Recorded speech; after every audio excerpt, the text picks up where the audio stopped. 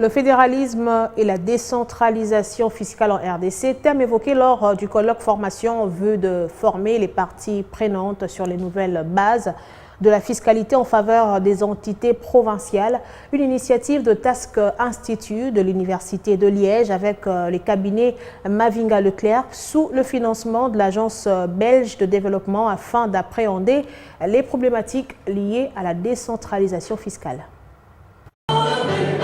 Le fédéralisme et la décentralisation fiscale en RDC, thème de cet atelier qui se déroule ce 22 juillet 2022, où les acteurs sélectionnés vont bénéficier des notions théoriques et opérationnelles.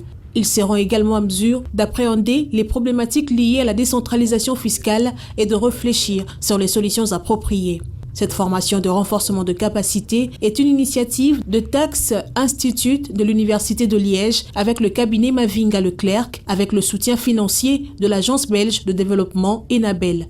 Ces travaux offrent une opportunité aux participants de dégager les problématiques pratiques posées par la décentralisation fiscale et les ébauches des solutions aux difficultés liées au recouvrement de certaines taxes, mais également s'inspirer des expériences des systèmes comparés, compatibles et des perspectives économiques en matière de décentralisation. Ce colloque formation est là pour débattre, pour apprendre et pour échanger sur la décentralisation fiscale.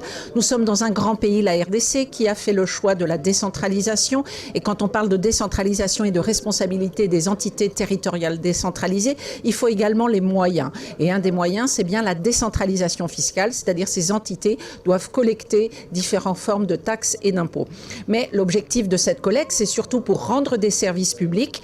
Et donc, dans un pays tel que le Congo, pour améliorer la qualité des services publics, il est important que et les recettes et les dépenses soient gérées au plus près des citoyens. Saluons la tenue de ces assises, Godem Poikadima, président de l'Assemblée provinciale de Kinshasa, espère qu'elle aidera le pays à disposer d'une fiscalité accessible sur le développement et d'amener les agents de l'État à faire profiter à toute la population des entités décentralisées, les services de qualité dans le domaine de fiscalité.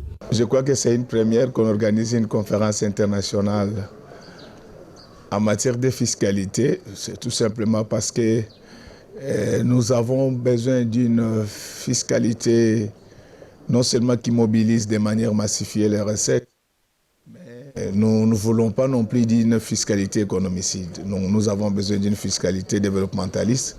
À l'issue de ces assises de 2 jours, une feuille de route est attendue afin d'espérer à une fiscalité de développement pour toutes les provinces de la RDC. Cette formation va s'étendre dans d'autres provinces du pays.